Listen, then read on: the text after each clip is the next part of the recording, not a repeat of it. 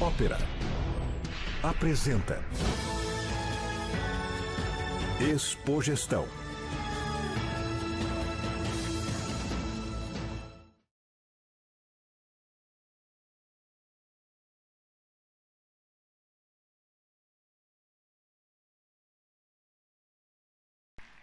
Tudo bem, gente?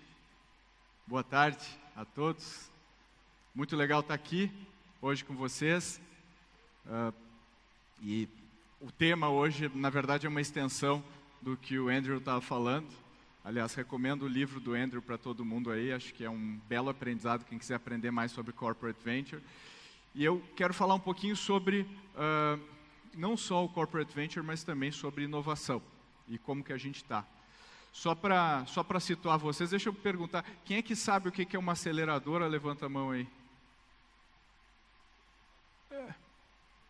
20%, 25%. O que é uma aceleradora? Na verdade, a gente é um investidor em estágio bem inicial, quer dizer, onde só o dinheiro não vai ajudar a empresa, e nesse momento a gente ajuda ela com conexão com mentores, com network como um todo no mercado, e a gente já está fazendo isso há 5 anos. Eu e o meu sócio Mike, a gente fundou a ACE lá há 5 anos atrás com o objetivo de alguma maneira, impactar o nosso mercado, impactar a economia brasileira com negócios voltados à inovação, negócios voltados à tecnologia e inovação. A gente acha que é possível, a gente é louco bastante para isso, e a gente criou uma aceleradora. E o pessoal sempre me pergunta, Pedro, qual que é a dica para você criar uma aceleradora? Eu falo, é fácil. É só monta o negócio, não olha para o Excel, durante alguns anos, e aí sim. Então a gente basicamente dá um salto de fé no início e depois os negócios começam a acontecer. E como que a gente ganha dinheiro? Basicamente quando uma empresa nossa é vendida. Então quando uma empresa é vendida, a gente ganha dinheiro junto com o empreendedor. Então e a gente já teve 8 empresas vendidas, o que faz a gente um dos, se a gente for olhar como um fundo de investimento, um dos fundos mais bem-sucedidos aqui do Brasil, com números parecidos com os melhores fundos internacionais. E a gente já vendeu empresas aí para grandes corporações como Itaú, como Mercado Livre, como a B2W. Então a gente sabe um pouco sobre como essas grandes empresas pensam quando elas estão comprando uma startup. Mas mais do que isso, a gente também foi muito procurado por grandes corporações. A gente nunca imaginou que isso ia acontecer. As grandes corporações nos procurando para saber como é que eu inovo como uma startup? Como é que eu penso como uma startup? Como é que eu faço o que eles estão fazendo, o que o pessoal está fazendo lá no Vale do Silício? E aí a gente começou a estudar esse assunto. Como que as grandes empresas, as médias empresas e até as menores podem se portar e colher resultados como uma startup. E aí, o título da minha palestra, né, que é como sobreviver no novo mundo digital, na verdade eu troquei por como prosperar no novo mundo digital, porque sobrevivência não tem que ser a nosso objetivo, a gente tem que conseguir crescer e conseguir se diferenciar nesse mercado. Para começar, só para situar um pouquinho, falando de sobrevivência, isso é os 2 índices maiores, né, o da Standard & Poor's 500 e o Dow Jones. Só 1/5 das empresas nos últimos 40 anos sobreviveu. Das empresas que estavam no índice, em 40 anos, só 1/5 dessas empresas sobreviveu. No índice Dow Jones foi ainda pior. Só uma empresa sobreviveu, a GE. Só a GE sobreviveu até hoje. Então, a taxa de mortalidade das grandes empresas está aumentando ano após ano. Quando a gente olha para o Brasil e vê como é que está a nossa matriz econômica, a gente olha que, se a gente olhar o Ibovespa, o índice da Bovespa, das empresas aí do portfólio, né, mais relevante da Bovespa, a gente vai ver que a maioria está em setores antigos. São setores de mineração, siderurgia, setor financeiro, que alguns até usam bastante tecnologia como setor financeiro, mas essencialmente são setores antigos. Praticamente não tem empresas de tecnologia na Ibovespa. Isso é um problema, porque a matriz de inovação que a gente está vendo hoje no mundo, ela é pautada pela tecnologia. E aí a gente começa a falar daqueles casos. Todo mundo fala, mas a Kodak, que estava com tudo na mão, foi lá e morreu, porque os caras eram um bando de idiotas. Os caras não souberam olhar o digital. Eles não souberam aproveitar esse novo fenômeno do digital. E a gente começa a olhar o que a Kodak, na época, fez. Né? Se a gente perguntasse para qualquer um de vocês aqui, como é que vocês evitariam a morte da Kodak? A gente fala, não, a gente tem que entrar no digital, a gente tem que garantir que a fotografia vai ser tirada de forma digital. No entanto, se a gente for olhar o que a Kodak realmente fez, a gente olha, essa é uma câmera da Apple. A primeira câmera digital da Apple, ela era produzida pela Kodak. A Kodak também fez a primeira câmera digital. Ela criou a primeira câmera digital. A Kodak também tinha serviços onde você subia suas fotos para a nuvem, antes da gente chamar ela de nuvem, compartilhava com amigos, e ela tinha cabines nas lojas físicas onde eu conseguia imprimir fotos. Ela fez tudo o que ela poderia fazer para aproveitar o mercado digital. Por que ela não conseguiu sobreviver e pediu falência em 2012? E depois, agora saiu da falência e virou uma empresa B2B. O que aconteceu com a Kodak? Basicamente, o que aconteceu com a Kodak foi o dilema da inovação, que o Clayton Christensen fala muito no seu livro maravilhoso, com o mesmo título, que é basicamente, uma vez eu inovando com alguma coisa que me traz resultado, é muito difícil eu começar a fazer outras coisas. É muito difícil que essas coisas façam parte central da minha estratégia.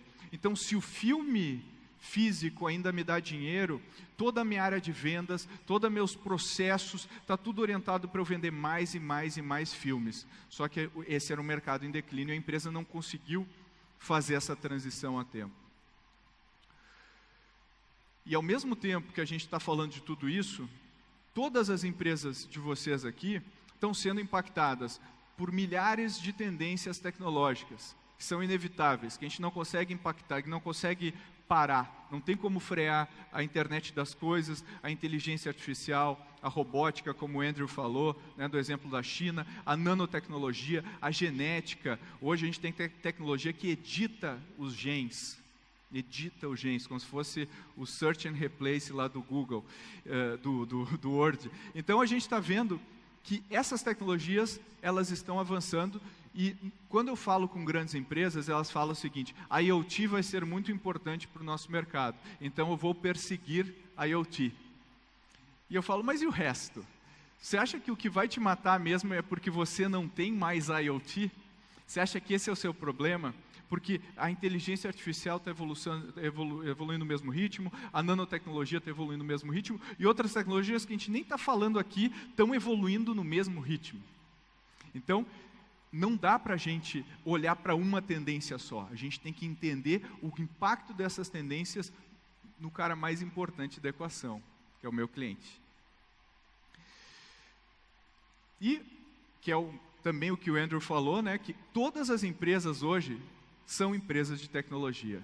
Não dá mais para a gente fazer a distinção de empresas que não são de tecnologia, de empresas que são de tecnologia. Mas eu tenho uma indústria, eu tenho uma fábrica.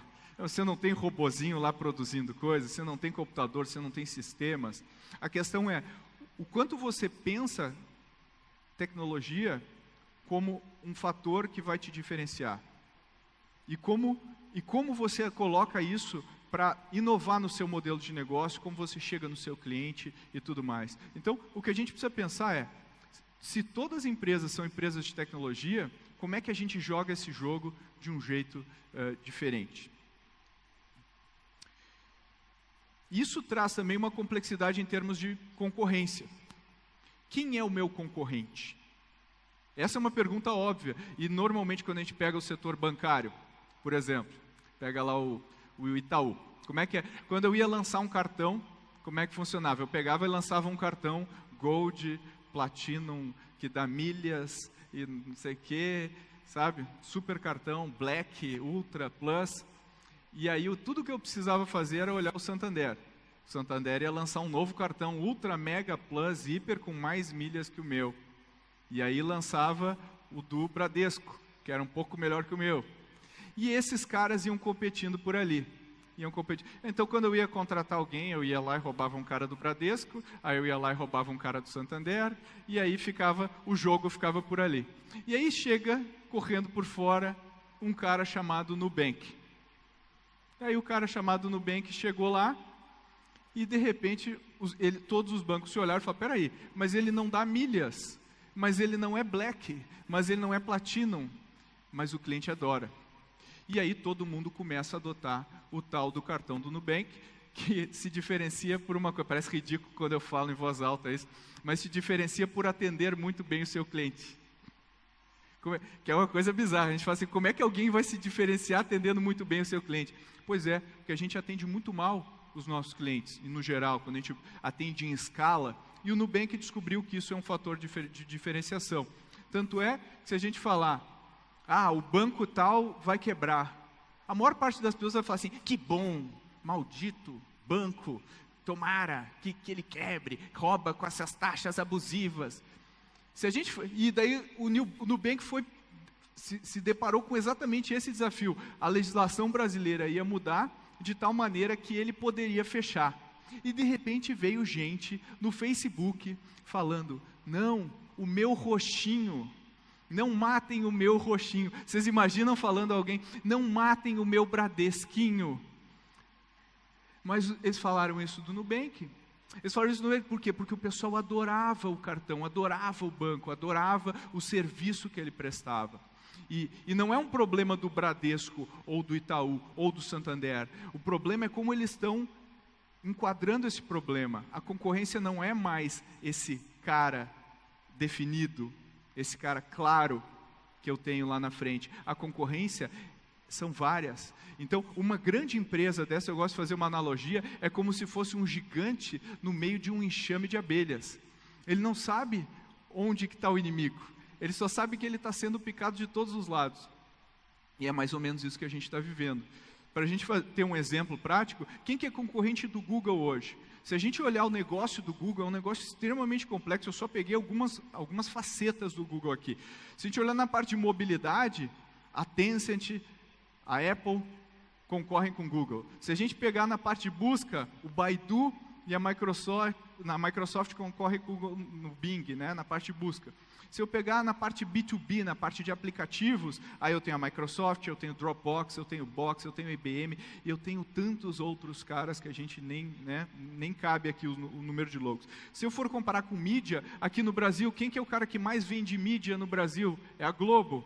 A Globo é o maior concorrente do Google no Brasil, mas o Facebook também concorre com ele online, e a Amazon também vende mídia, e a Microsoft também vende mídia. Quer dizer, quem que é meu amigo, quem que é meu inimigo, quem que é meu concorrente? Está cada vez mais difícil da gente entender isso. E não tem problema, isso é a parte é um aspecto do novo mercado que a gente está vivendo hoje. A gente não sabe mais quem concorre, não sabe mais quem é amigo. E aí as pessoas perguntam, e aí, qual é a saída? Como é que eu inovo? São as startups? As startups vão lá e resolvem o meu problema? Elas conseguem fazer as coisas de um jeito que eu não consigo fazer? Primeiro eu quero desmistificar uma coisa sobre as startups. Os empreendedores que tocam as startups não são mais qualificados do que os caras que estão dentro do Itaú, ou dentro do Bradesco, ou dentro de qualquer grande empresa. Eles não são mais qualificados. Eles só estão numa situação muito particular. Que situação é essa? Primeiro, eles não têm dinheiro. São tudo pobre. Eu costumo dizer tudo PhD. Poor, hungry e desperate. Né? Todo mundo é pobre. Ninguém tem um centavo. E aí, isso força que eles queiram fazer o negócio acontecer. Eles não tiram salário, praticamente, ou tiram um salário muito baixo. E eles são muito bons em tecnologia. Como eles não sabem direito, por exemplo, todos os grandes caras que inovaram setores não vieram dos setores que eles inovaram. Pensa, o Facebook, o Mark Zuckerberg nunca trabalhou com mídia. O Uber, o Travis Kalanick nunca trabalhou com logística. O Google, os meninos Larry Page e Sergey Brin nunca tinham trabalhado com busca ou com mídia também. Nenhum desses caras veio do setor.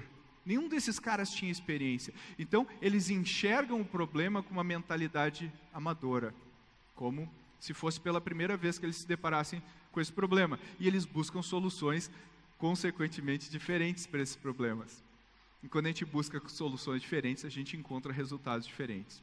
E aí a gente vem aquele mal do cara que fala a frase que é assassina da inovação em qualquer empresa. Vocês vão saber que frase é essa. É aquela quando o cara olha e fala, eu trabalho há 20 anos com isso.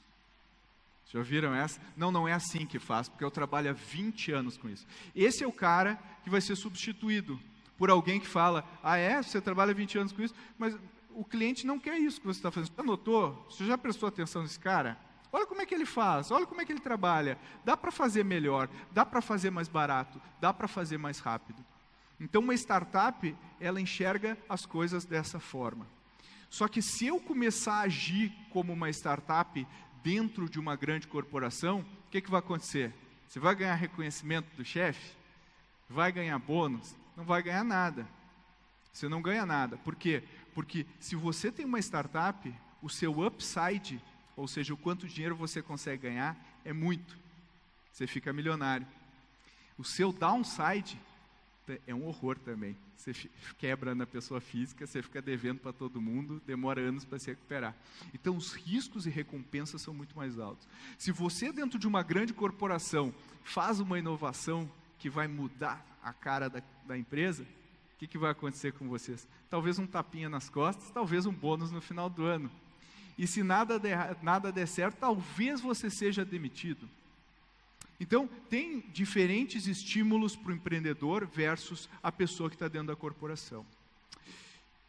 Mas, a gente tem muita coisa a aprender sobre as startups e muitas coisas que a gente pode tirar para rodar dentro da empresa. Então, eu tenho a tese de que a gente consegue inovar dentro de uma corporação com vários dos princípios que uma startup inova. Mas e se eu comprasse startups? É só eu comprar, eu tenho dinheiro, eu sou rico, eu vou comprar. A gente vê que a grande maioria das aquisições de startups ou de empresas em geral fracassam.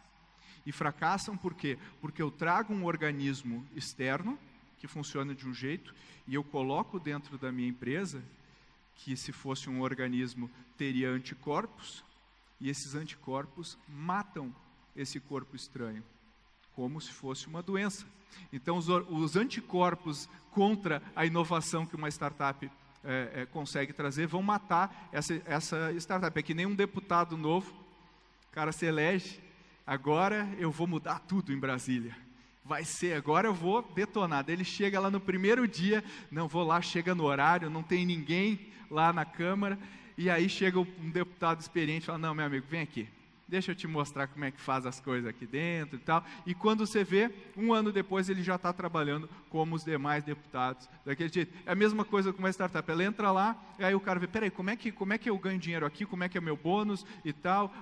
Eu tenho que pedir aprovação para comitê disso, comitê daquilo, o CFO quer um estudo de ROI, beleza, deixa para lá, vou continuar fazendo as minhas coisas. Então, os anticorpos acabam matando a inovação que essa startup traz. E qual a solução para isso? A solução, eu gosto de pensar, não sei se vocês já leram, recomendo muito que vocês leiam o livro do Nassim Taleb, que se chama Antifrágil, e ele fala, ele descreve o que é um conceito de algo antifrágil. E é muito interessante, porque quando a gente pensa, o que é um negócio frágil? Um negócio frágil é aquele que, quando eu aplico força, ele quebra. Que é o contrário, né, o frágil, o contrário não é o rígido. Porque o rígido, né, ele não quebra quando eu aplico força. O contrário do frágil é o antifrágil. Quanto mais eu aplico força, quanto mais eu coloco ele em estresse, mais ele melhora. O que é antifrágil? Nós somos antifrágeis, o ser humano. Quando a gente vai na academia e malha, os nossos músculos estão rompendo, né, fibras ali e eles crescem. Então, quando a gente submete a esse tipo de esforço, a gente cresce. A mesma coisa, por exemplo, cada avião que cai, o sistema aéreo fica mais forte, porque eles entendem qual foi o erro daquele avião para ele ter caído e eles melhoram o sistema aéreo. Então, o sistema aéreo é um sistema antifrágil. Uma empresa normalmente não é um sistema antifrágil, é um sistema rígido, e quando a gente aplica a força, ela quebra. Ela quebra. Então, qual seria a solução para a gente conseguir lidar com tudo isso que a gente está vendo? A gente transformar as nossas empresas em organismos mais próximos do que a gente chama de antifrágil, capazes de suportar toda essa porrada que vem do mercado. E onde que a gente se inspira? A gente se inspira no Vale do Silício, né? Porque a gente pensa, nossa, é muito fácil ser o Google, é muito fácil ser o Facebook. Não é fácil ser o Google, não é fácil ser o Facebook, porque todo mundo está dando porrada nele. Todo mundo, é o Snap lá que cria uma rede social que pode ameaçar, e aí o Facebook tem que colocar o Stories em todos os produtos dele. Pode até questionar se vale a pena ou não, mas o fato é que o Instagram já tem mais Stories do que o próprio Snap. Então eles levam porrada sim, levam muita porrada esses caras. Só que eles estão organizados de uma maneira que faz com que eles consigam responder de uma maneira que uma empresa tradicional não consegue responder. Normalmente, esses caras têm estruturas mais flexíveis, não são tão rígidas. Eu gosto de pegar esse exemplo aqui do Spotify. O Spotify, todo mundo deve conhecer, aí, de assinatura de música, que em si já é uma inovação que arrasou o mercado fonográfico, né? Pelo menos o bolo do mercado fonográfico reduziu. E como que eles se mantêm competitivos, colocando inteligência artificial para nos recomendar música, descobrindo artistas novos? Como é que eles se tornam competitivos? Porque eles têm times que são extremamente fluidos. Eles chamam de esquadrões. A unidade mínima não é um departamento, é um esquadrão. E esse esquadrão trabalha junto com outros esquadrões que pertencem a uma tribo. E essa tribo se reúne com uma determinada frequência e todos eles têm uma meta no final. Então, mas você é de produto, você é de marketing, você é de que departamento mesmo? Não, meu amigo, a gente tem que melhorar as recomendações do cliente. O marketing está envolvido, o produto está envolvido. Então, eles têm organizações, né, que eles chamam de capítulos, que são organizações mais horizontais, que então todo mundo que é de marketing se reúne com uma certa frequência, mas tem um cara de marketing, por exemplo, nos esquadrões que fazem sentido ter alguém de marketing. Tem um cara de tecnologia nos esquadrões que fazem sentido ter um cara de tecnologia.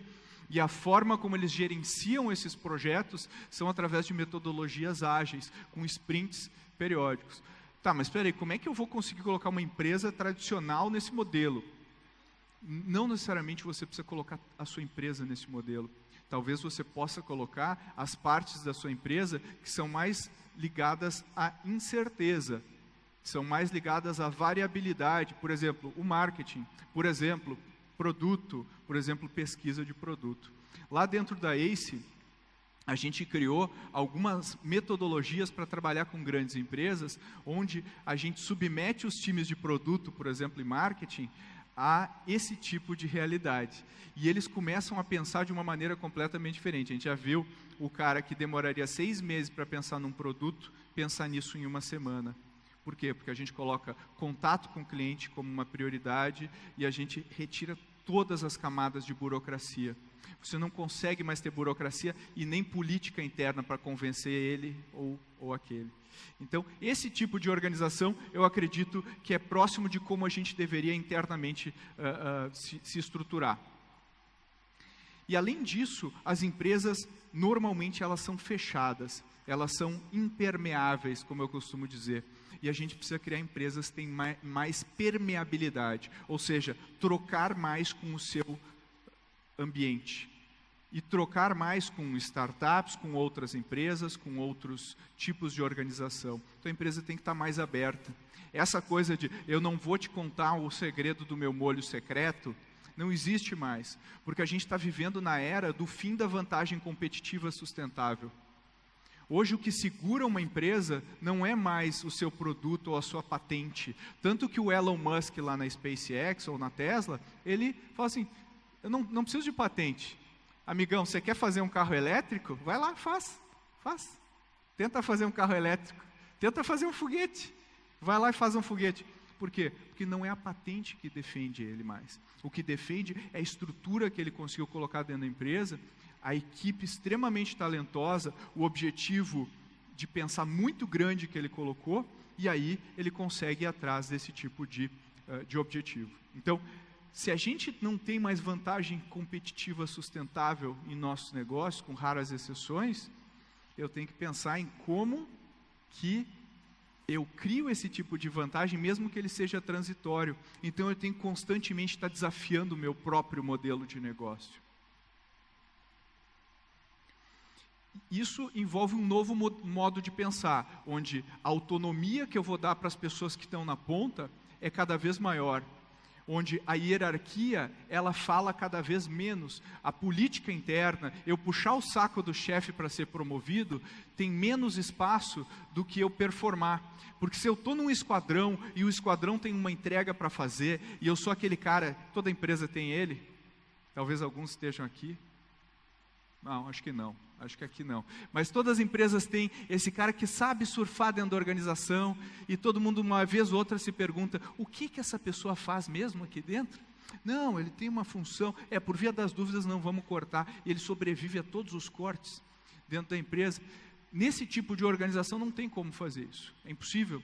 Esse cara não tem como fugir, porque todos os colegas vão cobrar, o próprio sistema pressiona esse cara, pressiona essa pessoa. Outra coisa, tolerância a erro. Os erros não só são tolerados, mas incentivados. Quanto mais erros eu cometer, mais acertos eu também vou cometer. Então, a gente vai querer errar em volume, fazendo vários testes. Vários testes simultaneamente dentro da minha companhia. E por último, olhar os dados e tomar decisões cada vez mais orientadas a dados, sem perder obviamente o lado humano, mas usar dado para tomar a decisão. Não usar o dado para tentar convencer o chefe a aprovar o nosso projeto. Usar dado para ter insights de coisas que eu não vi, padrões que eu não conhecia sobre o uso do meu produto ou do meu cliente. E aí tem o tipo de inovação, e aí onde normalmente as empresas se atrapalham muito. Tem aquela inovação de sustentação. O que é inovação de sustentação? É aquela que se eu fizer, o meu cliente vai ser melhor atendido. Eu vou conseguir vender mais do que eu faço hoje. Essa é a inovação de sustentação. A inovação de disrupção é aquela que vai aonde o dinheiro vai estar. Como eu atendo novos tipos de clientes de novas maneiras. Talvez com novos produtos, talvez novos modelos de negócio. O problema é que a gente está orientado à inovação de sustentação. A gente não está orientado à inovação de disrupção. Só que o que vai garantir a nossa sobrevivência é a gente estar orientado às duas. Então, a solução é atuar nas duas frentes, em disrupção e inovação simultaneamente. E ajustar a estrutura organizacional. Então, é esse tripé de estrutura, disrupção e sustentação, onde no meio da equação está o cliente, a pessoa mais importante. Somente com a gente colocando o cliente no centro da equação, a gente consegue ganhar essa briga. Parece meio óbvio, mas a gente não coloca. A gente coloca camadas entre a gente e o nosso cliente, a gente coloca pesquisas, a gente coloca interfaces entre a gente e o nosso cliente. Eu gosto muito da Amazon, o Jeff Bezos na Amazon, tudo que é reunião que se faz dentro da Amazon, ele bota uma cadeira vazia. E essa cadeira ele lembra todo mundo, essa é a cadeira do cliente. Essa é a cadeira do cliente. Tudo que é reunião, isso é cultural lá dentro da empresa. Então, voltando aqui para a estrutura, como é que a gente pode casar as startups com uma estrutura mais permeável, como a gente falou? Em primeiro lugar, as startups têm que estar circulando em volta de toda a empresa. A gente tem que estar comprando produtos de startups. E para eu comprar produtos de startups, eu tenho que saber trabalhar com essas startups. Eu tenho que preparar minha área de compras, porque o cara talvez não tenha um balanço, os últimos 3 anos de balanço. Talvez o cara não esteja com o cadastro inteiro, porque talvez ele nem saiba que ele tem que entregar determinada documentação para passar na triagem da área de suprimentos. Mas você tem que começar a trabalhar com esses caras. Onde? todos os lugares. No RH, tem startups que vão te ajudar a contratar mais rápido, mais fácil, com mais inteligência. No marketing, tem startups que vão te ajudar a comprar mídia de maneira mais barata. Na área de logística, tem startups que vão ajudar você a calcular a rota da sua equipe de campo, vão conseguir mostrar se o teu cara está sendo produtivo ou não. Tem startup para tudo. A gente só tem que começar a trabalhar com elas, começar a fazer piloto e entender que elas vão errar também, porque elas são startups. Elas estão validando e a gente tem um papel de ajudar a fazer isso. E ao ajudá-las, a gente também aprende a pensar mais como uma startup. Mas não é só isso. Isso aqui ajuda a gente a segurar a sustentação. A gente ajuda a inovar um pouco mais, a gente tem que ter programas onde a gente consiga organizar a nossa equipe interna também para pensar como startup, a gente tem que falar com startups de uma maneira mais estruturada, mas não é tudo, e a disrupção? Eu gosto de pensar na disrupção como um berçário. Então eu tenho a minha empresa e eu tenho um berçário, e o berçário ninguém mexe, ninguém bota a mão. Não tem essa de, não, vamos passar no Comex, no comitê, no conselho, não. No berçário tem carta branca para matar o nosso próprio negócio. O berçário é o assassino do nosso próprio negócio. A gente quer que nós mesmos assassinemos o nosso negócio. Esse é o objetivo. Então, lá dentro, eu posso criar startups internas, eu posso ter startups de pessoas da minha equipe, e eu posso chegar até o ponto de demitir pessoas da minha equipe e dar dinheiro para esse time tocar o negócio. Mas poxa, mas espera aí, isso aí é totalmente disruptivo. Mas acredita em mim, com o mercado aquecendo, com o mercado de empregos melhorando nos próximos anos, como a gente viu aí, como foi o tom de todas as palestras que a gente viu, esse cara vai ter mais opção. E esse cara geralmente quer empreender. Se você dá a opção dele empreender dentro de casa, ele não abandona o barco, ele fica dentro da empresa. Então, não só startups internas, mas também trazer startups do mercado para conseguir trabalhar junto no que vai assassinar o seu negócio. E você pode investir, você pode eventualmente até comprar essa startup. Então, a gente tem a disrupção e a sustentação cobertas aqui. E jogar no ataque. E as pessoas sempre vêm apavoradas para mim do tipo, eu vou morrer. Eu vou morrer. E não é o raciocínio que a gente tem que fazer. O raciocínio é, como é que eu cresço 10 vezes? Como é que eu consigo dominar esse mercado? Como é que eu consigo criar um novo mercado que ainda não existe no Brasil?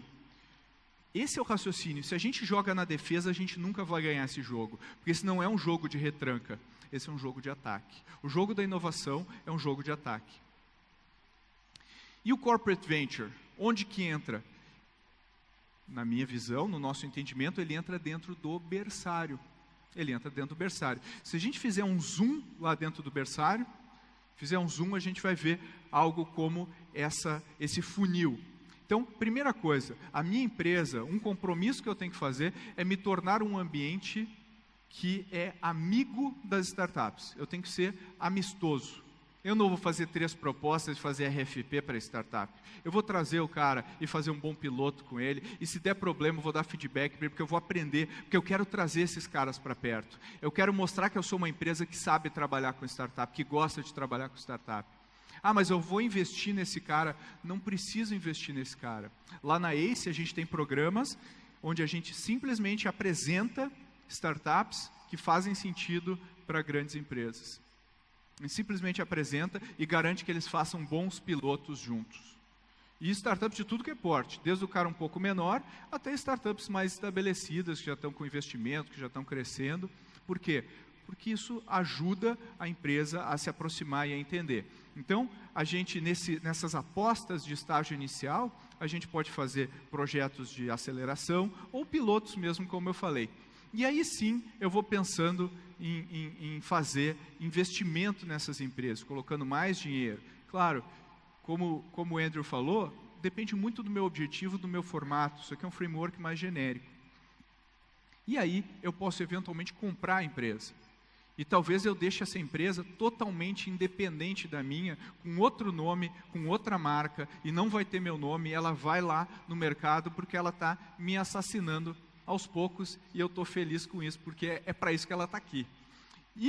Ou, dependendo do tipo de negócio, eu vou trazer ela para perto, eu vou integrar, porque faz sentido. Geralmente, quando eu vou integrar, é que são as startups mais de sustentação. geralmente quando eu vou separar, são as mais de disrupção. E aí eu vou me centrar totalmente no meu cliente, eu vou ter teses focadas em clientes e eu vou estar gerando apostas em várias tendências que eu acredito. Eu não sei como vai ser o futuro, ninguém sabe. É impossível prever o futuro, não tem como prever o futuro. O que eu consigo é saber mais ou menos para que lado o mundo está indo e fazer várias apostas nessa direção, sabendo que várias dessas apostas vão dar errado. A grande maioria, por sinal. Só que as que dão certo vão dar resultado muito acima da média. E saber viver com essa ambiguidade e com esse conflito. Vai acontecer conflito. E aconteceu, a gente vê direto, né? Por exemplo, a área comercial de um grande cliente nosso, de um grande parceiro nosso, vende porções muito grandes do produto que eles vendem. São produto de commodity. E a gente, junto com os empreendedores internos da companhia, criou uma forma dela vender no varejo. Ela vendia B2B, a gente vai vender no varejo pacotes bem menores do produto que ela vende. O que aconteceu? A área comercial falou, não, peraí, eu dou um telefonema aqui, eu vendo 5 caminhões desse negócio, que você demoraria 6 meses para vender. Por quê? Porque o que é hoje muito frágil, amanhã se torna um negócio gigante.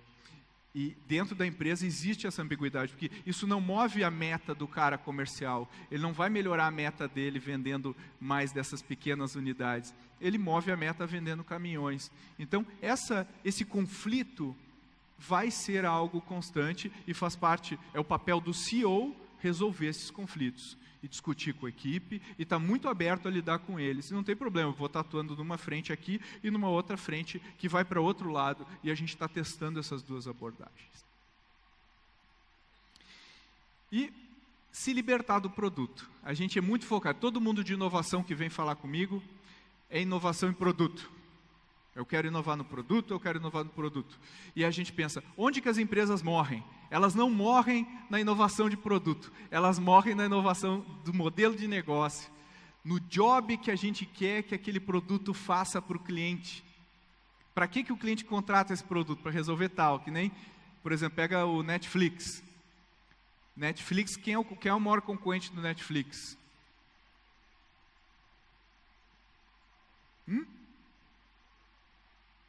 Amazon. Quem que é o concorrente do Netflix aí? Quem que arrisca? Meu amigo aqui da primeira fila. O que você acha? Você, careca. Qual que é o concorrente? Hã? YouTube é um concorrente? Quem mais arrisca? Oi? Globo. Legal, legal. O Reed Hastings, que é o CEO da Netflix, fala assim, quem dera fosse tão fácil. O meu concorrente não é nenhum desses caras, o meu concorrente é o vinho que o cara abre depois de um dia cansado do trabalho. Meu concorrente é ir na lanchonete com meu filho.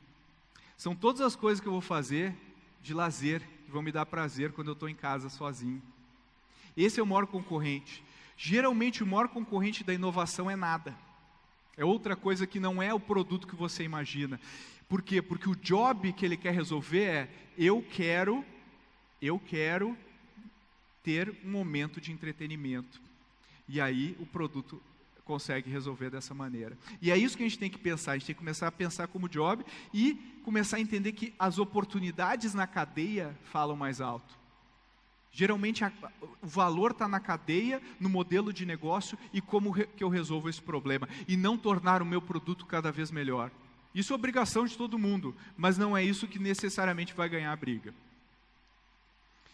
Para terminar, eu queria fazer uma relação aqui, eu falei do Jeff Bezos na Amazon, e o Jeff Bezos ele é super rigoroso com o que ele acredita. E ele faz uma carta para os acionistas desde o início, né, do IPO da Amazon, e ele fala que a Amazon tem que trabalhar sempre como se fosse o dia 1.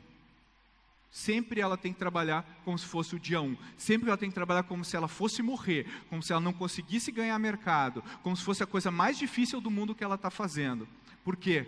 Porque o que acontece no dia 2?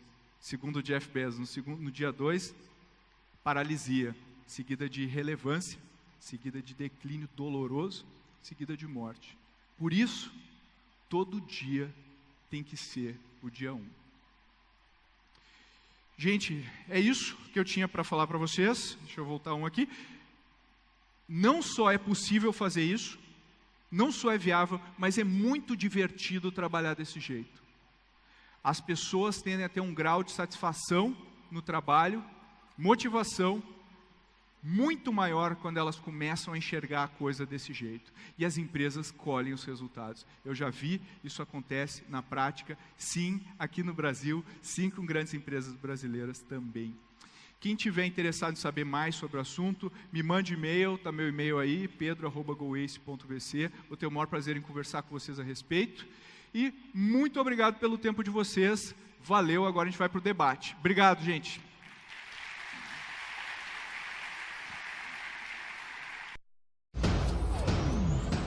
Ópera apresenta Expogestão.